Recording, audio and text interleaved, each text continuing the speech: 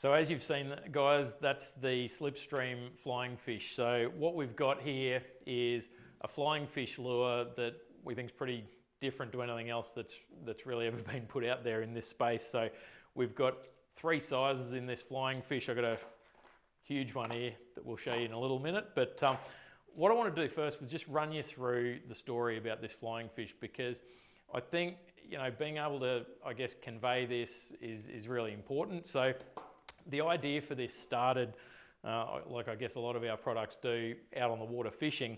I was in California fishing with Ali from Local Knowledge, BD Outdoors. A lot of you guys might have heard of him, might know him. Anyway, Ali was out showing me the giant bluefin tuna fishery out of Catalina Island, and we'd sort of been running around all day looking for fish, and we'd found a few. Nothing real big, but got to late in the afternoon and we were out off the island, and I had all stick baits and jigs and all this sort of stuff, thinking I was going to catch all these fish on stick baits and jigs. And this was back, when was this? It was 2.5 years ago now. So this was back in mid-19, pre-COVID, different world. So anyway, we're out there fishing, and I remember specifically what was happening, because it was just such a different style of fishery. We were sitting on the boat and we were probably in, I'm thinking it was around 300-400 feet of water, but we could see the fish on the sounder. These big tuna were just like streaming through on the sounder, and they were probably anywhere from 60 to 100 feet down. Didn't matter what you put in front of them, cast a stick bait, drop a jig, not interested. They did not care. They weren't looking at anything. There was a couple other boats in the area, and nobody was catching anything except this one boat that Ali had talked to, and he's like, "Hey, we're getting bites on the flyers." Oh, okay, sounds interesting. So Ali's got all the gear out. He's got the helium balloon and the kite and the kite rod and the whole deal. He's like, "Right, I've got to get flying fish up on the kite."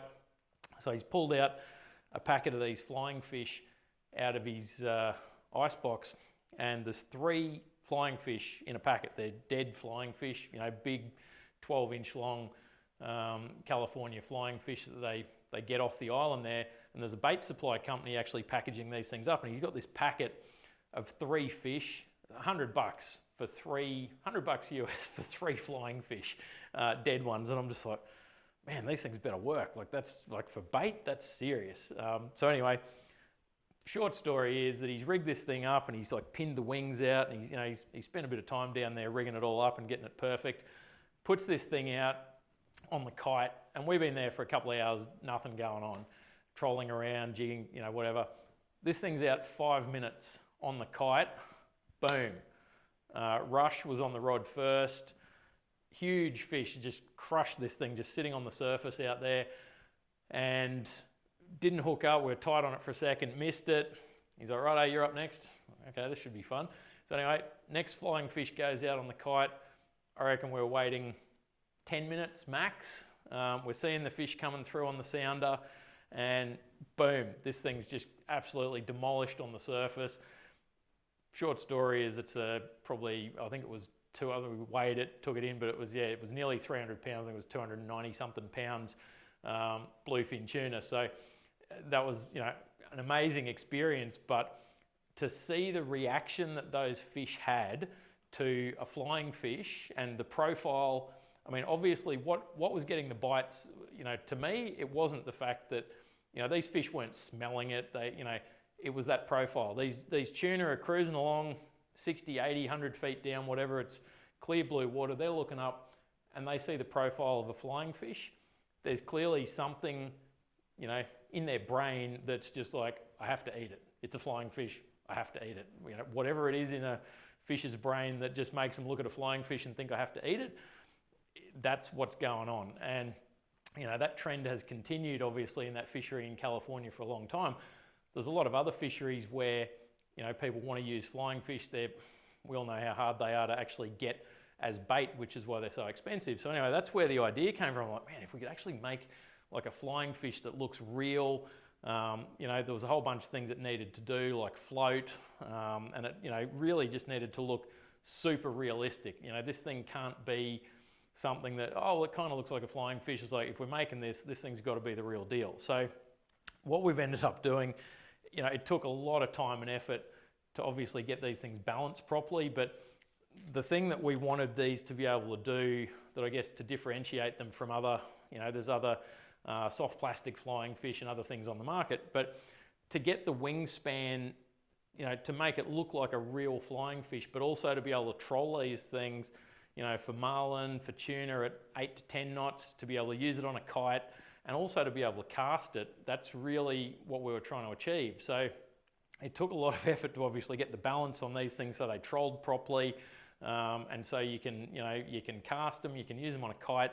So the folding wing design is obviously quite, you know, unique for a flying fish, but that's so you can cast them. Now, you know, obviously they're not like going to cast like a stick bait, but you can imagine casting a little 140 into a school of, you know, foaming tuna or any, you know, any other sort of species, where you just get that out there, cast it downwind, the tuna see that little profile, and I mean, I can't tell you how good that looks just looking through it, you know, through the light, underneath the clear wings, it just looks like a real flying fish. So obviously we thought this was going to work.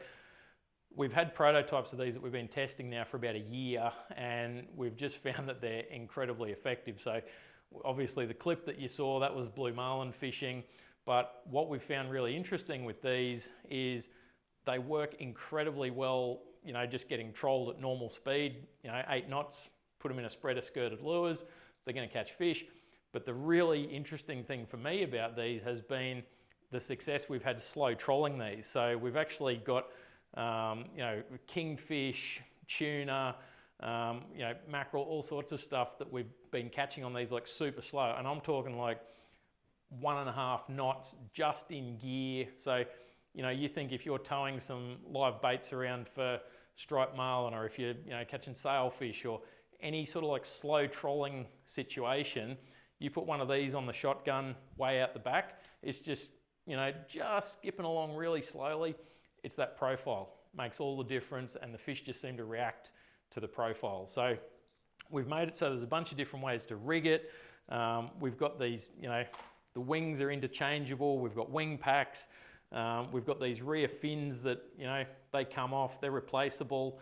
You know, the tail kind of comes in and out. So we've spent a fair bit of time making it look like a real flying fish, but also making it so that you can swap the wings and, you know, you can do some really cool stuff. So to just run you through quickly, we've got wing packs for every size, and we've got 3 sizes, the 140, the 200 and the 280. As you can see here, the 280, this is like crazy big. It's a huge lure. There's really no way to make the packaging any smaller on that, but it does look quite impressive. And then obviously the 200 and the 140s. So, you know, packaging looks great. They also come with a kit for rigging. So we've got a little video here that we're going to run you through just to show you the, you know, the what's in the box and just a quick little bit of detail on how to rig them.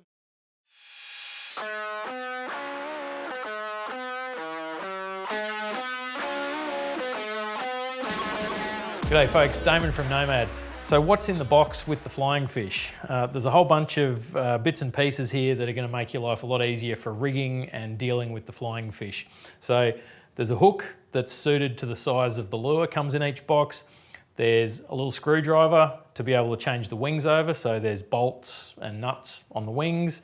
There's a couple of these little stoppers that are matched to the size of the flying fish. They're also for rigging when you're going through the body for, there's a variety of uses for these. There is a little stopper. This thing is extremely useful for when you're threading the leader through the body of the flying fish. It allows you to choose which hole at the front you want the leader to go through.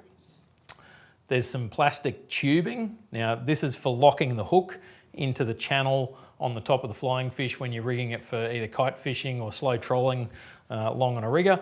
And we've got some of these super strong little clear rubber bands that allow you to secure the hook on top of the body for some of the kite rigging options. So there's a whole bunch of stuff there, make your life a lot easier for rigging.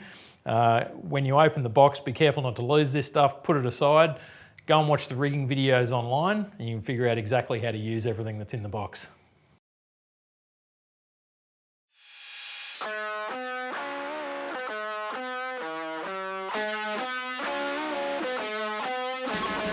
G'day folks, Damon from Nomad. I've got the flying fish here and I want to show you a bunch of different rigging options for pretty much any way that you want to fish these, whether it's casting, trolling, fishing it from a kite, and in a manner that can catch any species that's going to eat a flying fish. So to start with, I've got the little 140 here. This has got a swinging assist on the tail. This would be a rig that you'd use for casting. Obviously the wings fold up. You can put a treble or a single on the back. You can take the tail on and off, all sorts of stuff you can do with that one. I've got the 140 here as well with a larger hook. We were using this the other day for tuna fishing. So you've got the crimp in the back. I've got the tail off. You can sort of lock the hook in. The leader slides through the body. You can put the hook facing up, down, whatever you want to do. Essentially the same rig here with the large 280, except this one we've rigged with a little stopper, so that green stopper comes in the kit. Same deal, you can rig it in there. There's another option where you can rig that hook underneath with the tail. We've got the 200 here, one of the cool colours, the Sunspot. This one's rigged with the single hook in the channel at the top.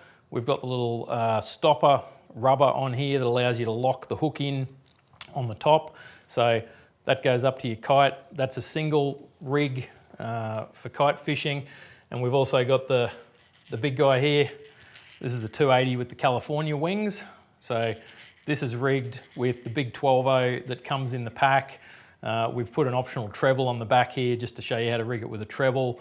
It's got the stopper at the front. Same deal, you can rig this so that it works perfectly for kite fishing. So really, whatever option you want to fish, however you want to rig these things, and really whatever species you want to target that is going to eat flying fish, there's a perfect rigging option. And we're going to talk you through how to do that in some individual videos. So go and check out the other videos on the channel and you can look in the details of exactly how to rig each one of these for whatever species you want to catch.